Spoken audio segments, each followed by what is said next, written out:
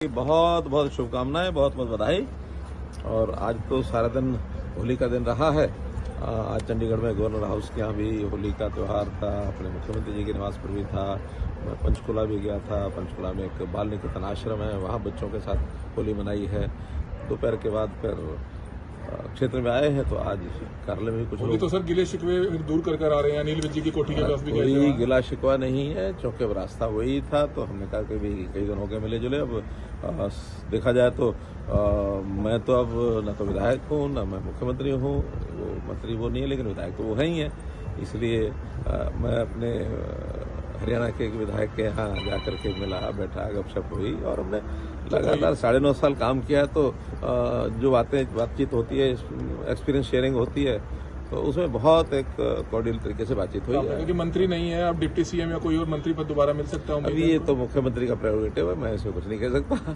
तो आपके चुनावों का प्रचार कब से शुरू हो जाएगा? आपने कहा 2-3 दिन में। हाँ, बस अब ये 28 तारीख को सायंकाल यहाँ एक बड़ी बैठक इस विधानसभा से शुरू की है, करनाल विधानसभा से। उसके बाद 29, 30, 31 सभी विधानसभाओं के अलग अलग। सर, करनाल की जनता कह रही है कि मनोहर लाल जी का चुनाव इस बार हम लोग लड़ेंगे, हम हैं मनोहर लाल के प्रत्याशी। क्या मायने मानते हैं? मैंने देखा है, आपने रिपोर्टिंग की है, बहुत अच्छी रिपोर्टिंग की है, और कार्यकर्ता भी उस मूड से लगे हुए हैं।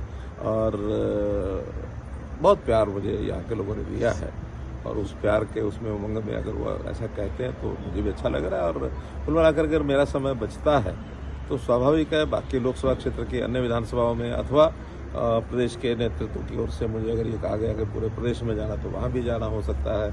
और अगर कहीं केंद्रीय कार्यालय से मुझे कहीं और किसी जगह जाने की बात है तो वहाँ भी जाना हो सकता है। जितना समय यहाँ से बचेगा मैं सर, 2 नेता बीजेपी में शामिल हुए हैं और आते ही उनको लोकसभा की टिकट मिली है। पहले रणजीत सिंह चौटाला और दूसरे नवीन जिंदल, कुरुक्षेत्र से टिकट मिली है। क्या कहना है? बहुत अच्छी एंट्री है, दोनों का अपना एक बहुत अच्छा प्रभाव है। रणजीत सिंह चौटाला जी हमारे पहले ही प्रदेश सरकार में मंत्री हैं, ऊर्जा मंत्री पिछले 4.5 साल से, और उनका एक पारिवारिक जो उनकी लीगेसी है उसका हमको लाभ मिलेगा। अब इसी प्रकार से जो नवीन जिंदल हैं वो पहले भी यहाँ सांसद रहे हैं कुरुक्षेत्र से, उनका भी अपना एक पारिवारिक लेगेसी है। और दोनों अच्छी एंट्रीज हैं, दोनों को लोकसभा की टिकट दी है पार्टी ने।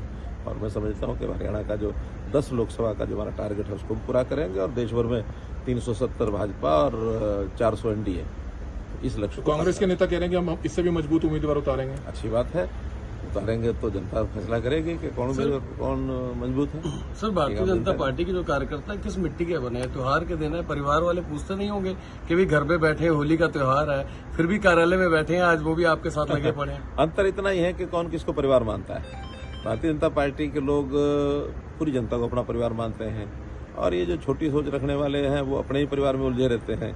वो उनका बेटा, उनके पुत्र वधू, उसकी माता पिता, पत्नी, यही उनका परिवार होता है। एक कंसेप्ट में वो अपने हिसाब से लगे हुए हैं। हमारी कंसेप्ट ये है कि वसुधैव कुटुंबकम, सारा मानव मात्र ये हमारा परिवार है। इसलिए मिलकर के समाज की खुशी, परिवार की खुशी सबको मिला करके हम देखते हैं। नारी निकेतन में जाकर होली खेली पंचकुला, बाल निकेतन में निकेतन में गया। तो मेरा सामान्यतः होली के अवसर पर ऐसे किसी न किसी आश्रम में जाता हूँ। तो आज भी बाल निकेतन सेक्टर 2 के अंदर छोटे बच्चे थे, और उन बच्चों का भी आखिर एक माहौल ऐसा होता है कि उनके साथ इस प्रकार की खुशी साझा करना, ये हमको तो बहुत अच्छा लगता है, उन बच्चों को भी अच्छा लगता है। सर, दिल्ली के सीएम को ईडी के द्वारा गिरफ्तार किया गया। जैसे कर्म किए हैं वैसा भुगतेंगे, क्योंकि वो ही हमेशा कहते रहे हैं, उन्हीं की बातों को फूल चढ़ाए जा रहे हैं कि जो भी कोई इस प्रकार का भ्रष्टाचारी हो, बल्कि वो तो यहाँ तक नुक्ताचीनी करते थे कि ये एजेंसियां जो हैं ये कुछ करती नहीं हैं, ऐसे लोगों को पकड़ के अंदर डालती क्यों नहीं है।